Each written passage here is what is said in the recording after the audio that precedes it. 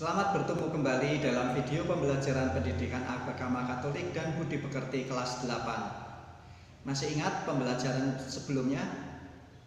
Ya, Yesus mewartakan kerajaan Allah yang diwartakan oleh Yesus. Dalam pertemuan kali ini, melanjutkan pertemuan sebelumnya, tema kita adalah Yesus mewartakan kerajaan Allah melalui perumpamaan. Marilah kita awali pertemuan ini dengan doa pembuka. Kita doakan bersama-sama. Dalam nama Bapa dan Putra dan Roh Kudus. Amin.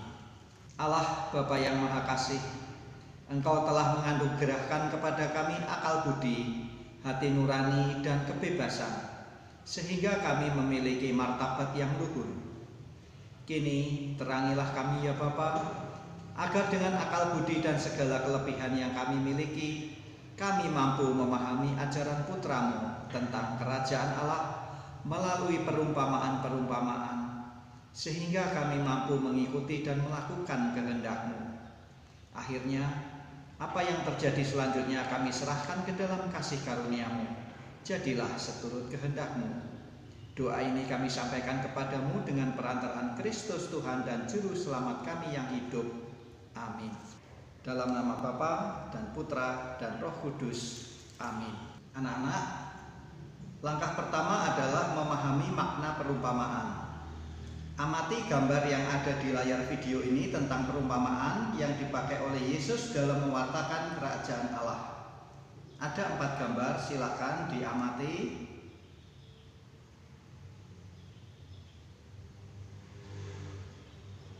Baik.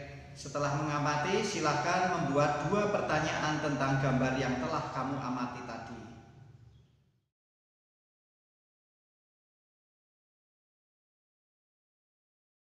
Setelah menulis pertanyaan, mari kita bahas pertanyaan-pertanyaan itu. Saya akan membahas 4 pertanyaan yang masuk. 1. Apa arti perumpamaan? 2. Apa tujuan Yesus menyampaikan perumpamaan? 3. Mengapa Yesus memakai perumpamaan untuk mewartakan kerajaan Allah? 4. Kapan Yesus memakai perumpamaan? Nah, kita lanjutkan dengan jawabannya. Mari kita menjawab satu persatu pertanyaan-pertanyaan tersebut. 1. Apa arti perumpamaan? Perumpamaan adalah penyampaian pesan dalam bahasa imajinatif supaya pendengarnya bisa lebih memahami pesan Yesus. 2. Apa tujuan Yesus menyampaikan perumpamaan? Supaya orang lebih mudah memahami kerajaan Allah. 3. Mengapa Yesus memakai perumpamaan untuk mewartakan kerajaan Allah? Karena Yesus ingin para murid dan pendengarnya bisa memahami kerajaan Allah. 4. Kapan Yesus memakai perumpamaan? Ketika mengajar banyak orang. Berikutnya kita akan memahami dari kitab suci perumpamaan-perumpamaan yang telah disampaikan oleh Yesus kepada kita. Mari kita buka kitab suci. Yang pertama adalah perumpamaan seorang penabur. Diambil dari Injil Markus bab 4 ayat 3-8, dilanjutkan ayat 13 sampai dengan 20. Silahkan membaca. Bacaan kedua adalah perumpamaan tentang benih yang tumbuh. Diambil dari Markus bab 4 ayat 26 sampai dengan 29. Silahkan dibaca. Bacaan ketiga adalah perumpamaan tentang lalang di antara gandum. Dari Injil Matius bab 13 ayat 24 sampai dengan 30. Silahkan dibaca. Bacaan keempat, perumpamaan tentang pukat. Dari Injil Matius bab 13 ayat 47 sampai dengan 50. Silahkan dibaca. Bacaan yang kelima, perumpamaan tentang harta terpendam dan mutiara berharga. Dari Injil Matius bab 13 ayat 44 sampai dengan 46. Anak-anak, setelah membaca bacaan-bacaan tadi tentang perumpamaan Yesus, banyak ya bacaannya? Oke. Kita akan melanjutkan dengan tugas. Silahkan ambil buku tugas, kita buka halaman yang baru, tulis di situ tugas 06. Saya akan membacakan dan bisa lihat di layar. Tugas 06, perumpamaan Yesus. Bacalah perumpamaan tentang penabur, benih yang tumbuh, lalang di antara gandum, pukat dan harta terpendam dan mutiara yang berharga. Lalu jawablah pertanyaan-pertanyaan ini. 1. Perumpamaan apa yang paling menarik? 2. Mengapa? 3. Apa yang bisa saya teladani atau perbuat dari perumpamaan tersebut? Silahkan dijawab sekarang. Nah, proses berikutnya adalah kita akan mencatat materi. Silahkan ambil buku catatan, tulis materi hari ini, saya akan mendiktekannya. Perumpamaan dalam bahasa Inggris adalah imagery atau parable. Dalam bahasa Jawa disebut pasemon. Perumpamaan adalah penyampaian pesan dalam bahasa imajinatif, kiasan, simbolis, atau perbandingan, agar orang bisa menangkap maksud sesungguhnya dari pesan itu. Yesus memakai perumpamaan sesuai situasi dan kondisi pendengarnya. Kepada para petani, memberi contoh dengan benih dan ladang. Kepada para nelayan, memberi contoh perumpamaan dengan pukat. Perumpamaan yang sering dipakai Yesus untuk mewartakan kerajaan Allah misalnya tentang penabur. Matius 13 ayat 1-23, Markus 4 1-20 dan Lukas 8 ayat 4-15. Dalam karya Yesus untuk menegakkan kerajaan Allah, betapapun ada kegagalan, karyanya itu akan menghasilkan buah panen yang berlimpah. Oleh karena itu, pengikut Yesus tidak perlu berkecil hati dan mudah putus asa bila mengalami berbagai kegagalan. Perumpamaan tentang benih yang tumbuh, Markus 4 ayat 26-29. Tumbuhnya kerajaan Allah tergantung sepenuhnya pada Allah, bukan usaha manusia. Pada saatnya yang tepat, Allah sendiri yang akan menegakkan kerajaan Allah. Perumpamaan lalang di antara gandum, Matius bab 13 ayat 24-30. Orang baik dan orang jahat bisa hidup bersama.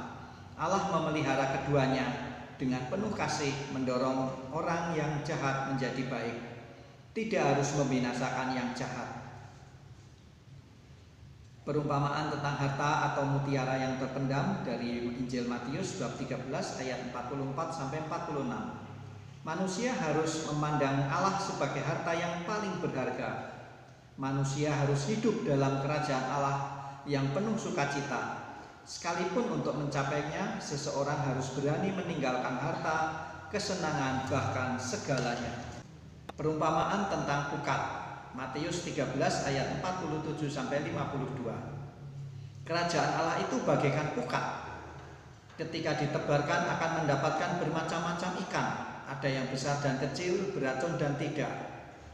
Dalam kerajaan Allah, orang jangan mudah menghakimi orang lain, merasa diri yang paling baik dan paling layak menjadi warga kerajaan Allah. Sementara orang jahat dianggap tidak layak masuk kerajaan Allah. Oke, selesai ya. Mari kita lanjutkan dengan refleksi. Silahkan pejamkan mata. Hari ini kita telah mempelajari bagaimana usaha Yesus dalam mewartakan kerajaan Allah dengan menggunakan perumpamaan-perumpamaan.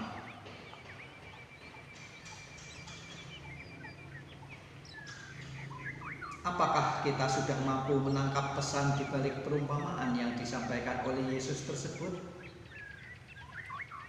Sanggupkah kita melaksanakan pesan di balik perumpamaan-perumpamaan tersebut dalam kehidupan kita sehari-hari? Usaha apa yang dapat saya lakukan untuk mewujudkan ajaran Yesus tersebut? Mari kita hening.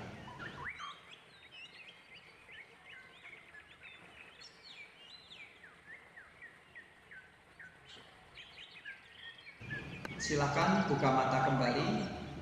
Dalam suasana hening, tuliskanlah hasil refleksimu dalam beberapa kalimat di dalam buku catatan. Sudah ya? Nah, kita telah sampai pada akhir dari pertemuan kita. Untuk itu, siapkan hati, kita akan mendoakan doa penutup. Kita doakan bersama-sama. Anak-anak ikut berdoa ya, jangan diam saja. Baik, mari kita berdoa. Dalam nama Bapa dan Putra dan Roh Kudus. Amin. Allah Bapa yang Maha Baik, kami bersyukur kepadamu karena melalui putramu Engkau telah mengajarkan kepada kami tentang makna kerajaan Allah melalui perumpamaan. Semoga kami dapat mengikuti ajaran putramu Yesus Kristus dan hidup seturut kehendak-Mu saja dengan berbuat kasih kepada keluarga, teman, dan sesama kami. Akhirnya, apa yang terjadi selanjutnya kami serahkan ke dalam kasih karunia-Mu. Jadilah seturut kehendak-Mu. Doa ini kami panjatkan kepadamu dengan perantaraan Kristus Tuhan dan Juru Selamat kami yang hidup. Amin. Dalam nama Bapa dan Putra dan Roh Kudus. Amin. Ya, terima kasih anak-anak sudah mengikuti video pembelajaran kita ini. Jangan lupa silahkan tulis namamu di setiap halaman buku catatan maupun buku tugas. Silahkan difoto buku tugas dan buku catatanmu itu, lalu nanti kirimkan melalui WA ke gurumu masing-masing. Terima kasih, sampai jumpa lagi dan berkah dalam.